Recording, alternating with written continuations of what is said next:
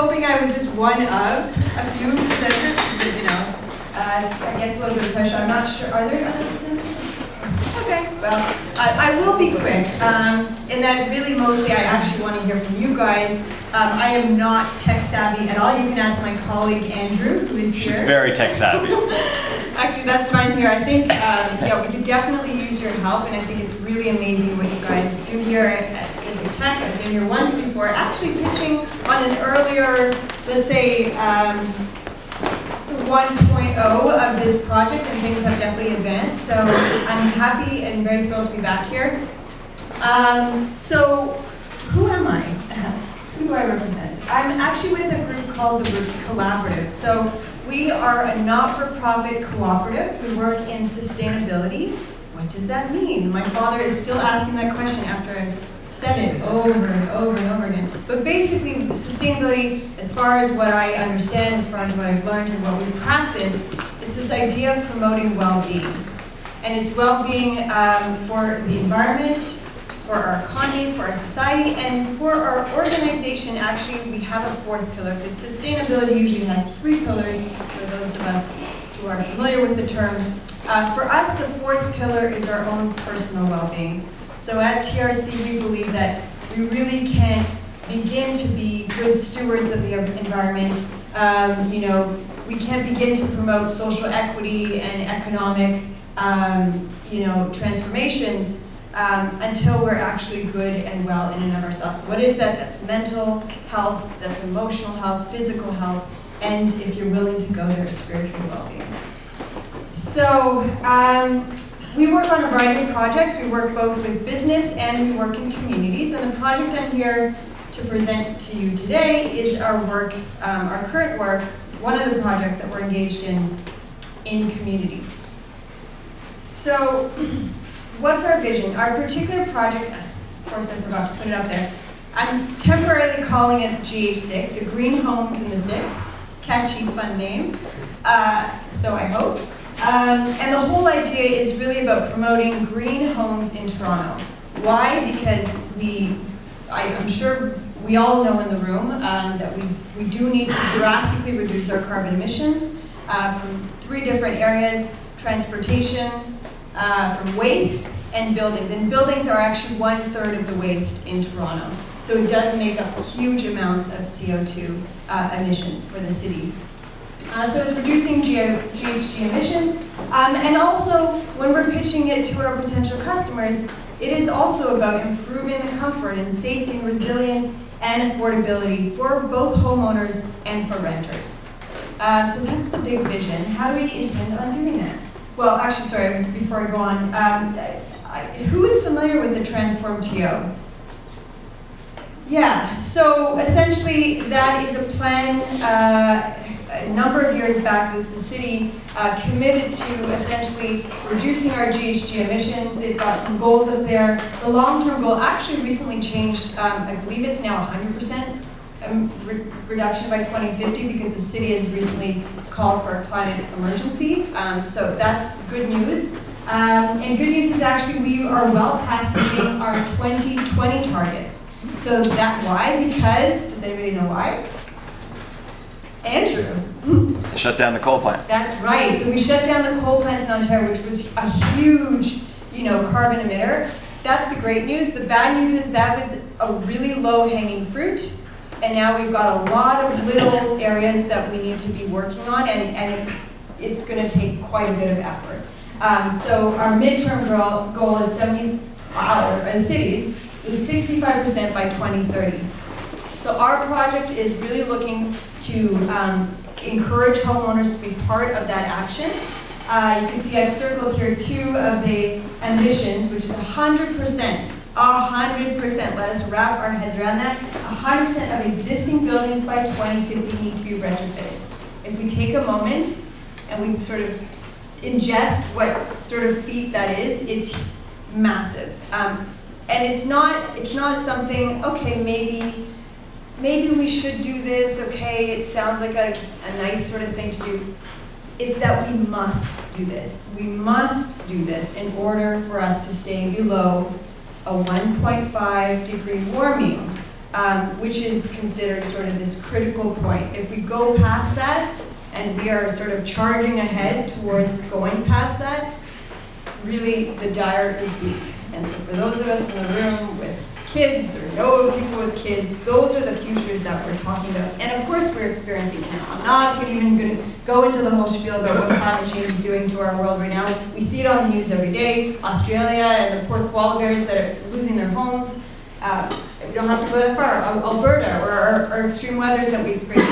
It is here and now, and it's really something we must do something about. So 95% of our waste also needs to be diverted in all sectors by 2050. Again, a huge lofty goal, and something people don't connect waste to. Again, sorry, I'm going on all sorts of tangents because I care about this stuff. But waste, it's a huge impact because of organic waste, predominantly. Of course, other forms of waste and transportation and all that involved, but organic waste is, so food waste, so make sure you guys take home some pizza, right? Food waste is a major contributor. So moving on, how do we intend on making a difference? So the idea, and I hope some of you had the opportunity to participate in the climate march, and of course these are ongoing. Every Friday there's an opportunity to get out there, be with the youth, and there's a whole bunch of other initiatives, by the way, to make a stand, to call our governments to task. And so the idea is that we're looking to engage young people between the ages of 18 to 29 to be basically, I'm ignoring you guys, to basically become green home advisors. So it's a simple concept. They go into people's homes and they basically share some very simple things that people can do, and importantly, connecting them to the next step. So I've been working in the area of green homes and moving people towards energy efficiency conservation. It's one thing to get people into a room and talk to them about what they should do, but the chances of them going home and doing it, right, slim to none. And even getting them into those seats is also a feat. So the idea is really hand-holding people to be able to take that next step to, look into that incentive program that's particularly applicable to them, to call that contractor and figure out, is there something I can do? Even, we want to make sure this is accessible for all sorts of living arrangements. So I'm a renter, and this is equally applicable to renters. What do you do in your own home to improve the efficiency and conservation? Simple measures from changing the light bulbs. You can put some plastic sheets on the window. There's all sorts of things that you can do. And actually, if you are heated electrically, you can actually get a reduction on your bill. So there are ways of helping people improve, again, the affordability of clean energy like electric. So I should also mention that we are looking, and I think that's my next slide, to provide more services than just energy conservation efficiency, because that's not always sort of the most interesting to people. Maybe they're more interested in, reducing toxins in the home. Again, if you've got a newborn and that's something of particular concern. Waste management and extreme weather resilience. So flood mitigation, especially if you're in a flood zone. And how to prepare yourself for extreme weather. So we are looking to share information on all these different areas. Again, it's simple, 1 hour consultation, but importantly, it's connecting people to the next step. And so that sort of provides a whole opportunity in terms of a business model and the contractors and other services that we might be able to help fund our initiative with. Last thing I'm going to say is, why am I here? Because we do need the tech solution. We do need a website. I know that's quite basic for you guys, but it's very complex for me. We need a website to get this out there. This is a list of the things that we need on that website, including signing up for a visit, checking out pre-assessment, completing a survey, connecting to other homeowners and renters. I think it's really important for us to be creating a community of practitioners, providing feedback, and of course paying for the service. Now, when I shared this with my colleagues, they're like, this is so simple. So this is where I'm asking you, do you have any other ideas of any other sort of tech solutions that you think might be particularly interesting to the project that we're undertaking. Maybe, again, because I'm not tech-minded, maybe I'm missing something, not thinking of something. If you have any questions, any comments, I welcome that and appreciate your attention. That's it.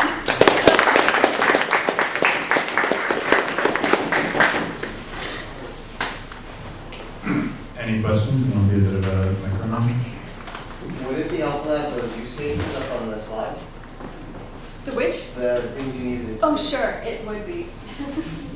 There we go. This one. No. This one. Yeah. So have these visits and assessments already begun? Sorry if that's a... No, it's a good question. Have these visits and assessments already begun? Yeah. No, they have not. We have done early stages of this type of work, but as I said, our early stages was inviting people out to public spaces like libraries, giving them some information about, oh, you can do this thing or that thing, you can draft proof, but again, I sort of highly doubt that people were taking those actions. So this is sort of a different, hopefully improved version of that. We haven't done it yet. But we have done a survey, and I received 68 responses to the survey, and about 75% of the people said they would be interested in that kind of service. About more than half, about 60% said they'd be interested in the home energy efficiency stuff, and about 50% said they'd be interested in the reducing toxins in the home. The other two is less interesting, I think. Okay, so just as a follow-up, what stands between you and running your first I pilot? mentioned to run the first pilot in January. And no, I'm not waiting for a website.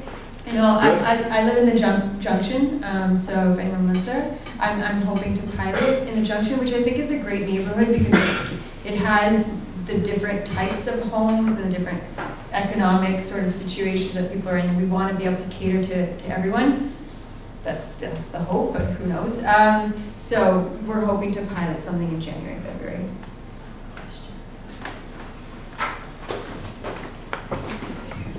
Thank you. That's very interesting what you're doing.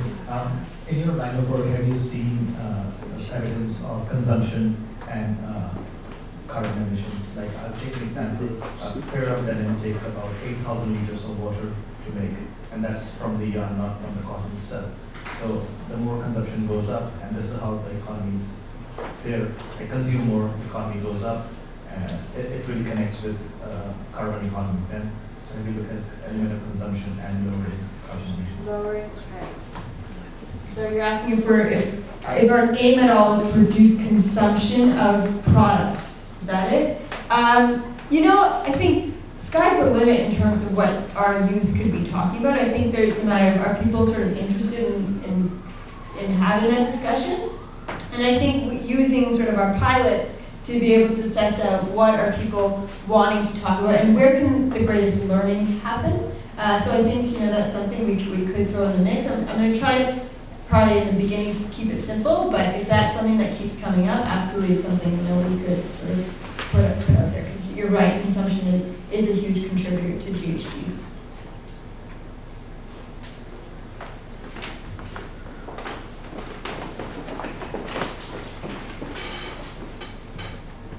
Looks like I'm in the right place because I was just recently, I also started focusing on a project about curbing the carbon footprint on the planet by planting trees.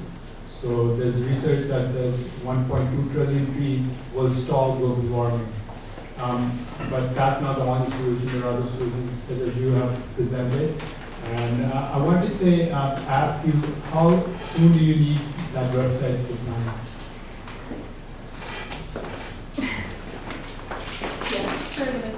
As I said, I think we're going to charge ahead for work, but you know, the sooner the better. I mean, I'm fully on board in making this project happen and have some time in the next number of months to really focus on it. So if you're interested in helping on that front. Yes, I've actually made a website before. I'm not Okay. I'm still training to be a web developer, but a basic content management system. like based on Drupal or WordPress or .NET New, I can do that. And I have basic elementary abilities to modify that, customize that as well. And I have my brother on the other side has a business where he's running. He can. Do you want to connect after? Yeah, exactly. I was about to say, Yeah. connect after. Keisha? Okay, sorry, I'm just trying to understand how we can help, because I understand you have the rootscollaborative.com. So is this something that's connected to that? So the Roots Collaborative is the organization that I'm with. We're basically incubating this. I'm hoping this to eventually sort of become its own social enterprise, running on its own. And I would say we are limited in our capacity at Roots Collaborative. Right now, we're still a small, young organization. Okay. And that's why we are looking for outside help. Because we don't have any funding right now. I'm looking, I think there's tons of possibilities, but at this moment in time, we haven't secured anything. Okay, so it's going to be an entire separate project. Yeah. And it's not something that's sitting under the umbrella. No, we're sort of, again, incubating the project, but eventually, hopefully, it will take flight on its own. Okay.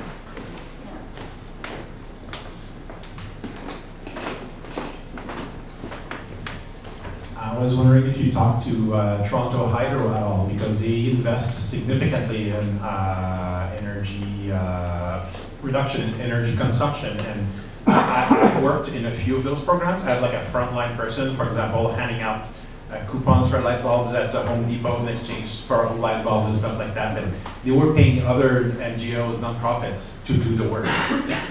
So that's my question. Yeah. For sure.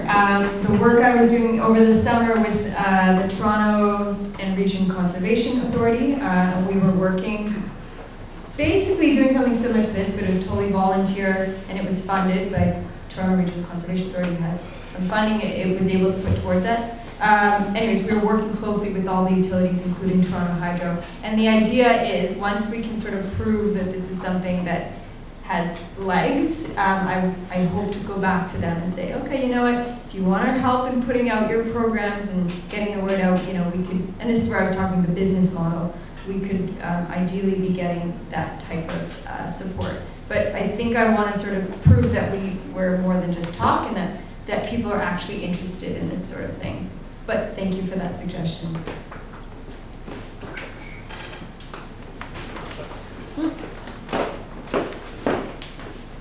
I think you mentioned that it's wanting to get people into a room, talk about these things, and actually do them.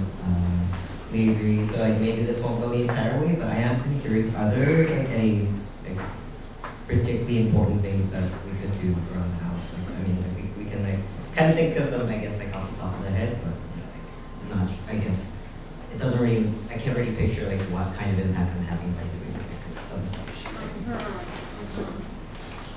I mean, gosh, I don't know if you want me to stand here and go through sort of the list, but there's, the low-hanging fruit, as I would call it, would be, make sure your lights are energy efficient, draft proofing. So if you've got an area in the house that's obviously a big gaping hole that you want to plug that up, you can put some sheets on the window. Make sure your appliances are energy efficient.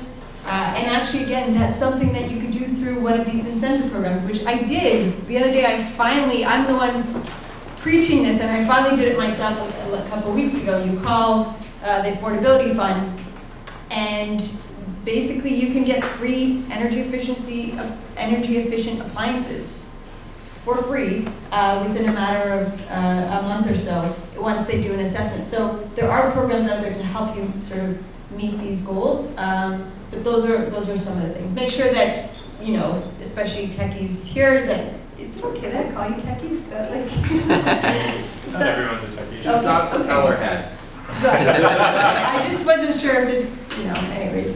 That, you unplug your computers or whatnot, that's not working at the time. So just think about anything that's on, do I really need it on, being as efficient. Oh, if you can get programmable thermostat as well. Also, our gas prices are going up. So just, along with, again, saving the environment, you're also saving your pocketbook.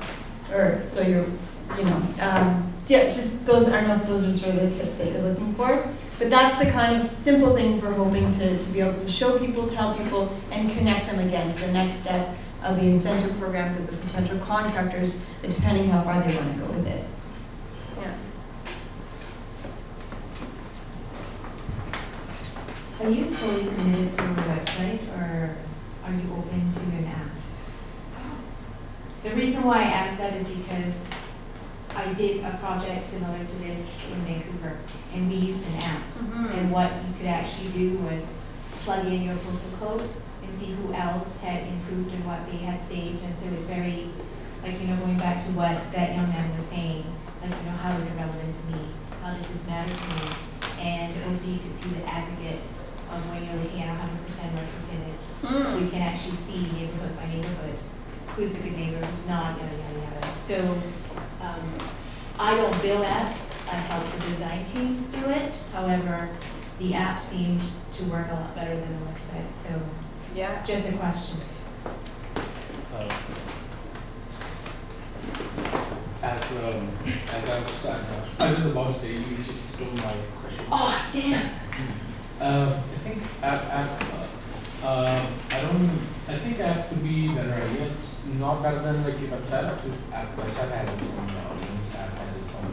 So app for instance, like everybody's here. So you can simply provide them with a Wi-Fi and say this is our app's link, and just go on Apple Store or Google Play and download it. Just go through it, and you can. It's much easier to sign up for a visit on an app rather than going for a website. And I think we should have both website and an app. And on meetings, if this building has a Wi-Fi, obviously it has the Wi-Fi connectivity, and you can simply say people just go to this link and download it out. And another thing I would like to add, people can simply go through tasks or information. We can create sections for different things. It's my first time, I'm not much aware of things, but we can create tasks, different tasks, and that can, or different things that people can install or that can help reduce carbon. So I think that. I think it's a great suggestion. It's funny, I'm so not tech savvy that when I said website, to me that also meant app, but obviously it's two different things. I also am keeping in mind that, when I think of, again, my parents' generation, those are the people with the bigger houses sometimes, the old, the baby boomers, and the houses that need to be really improved. Not that my parents have a big house, but they have a bigger house than I do, that's for sure. So they're not necessarily on apps. But they're not necessarily on websites either. So it's a question of how do we reach them, and it's not always going to be a tech solution. It might just be the word of mouth, old way of doing things. This is like a little bit off topic, so feel free not to answer it, but I was wondering if you would talk about your experience like working in a cooperative, and how like that kind of affects the way that you work with your colleagues and affects the way that your enterprise runs, and maybe if it's had anything to do with how this project emerged from the Roots Collaborative. I don't know. Sure. I don't know if anyone else wants to hear about that. I do. Yeah.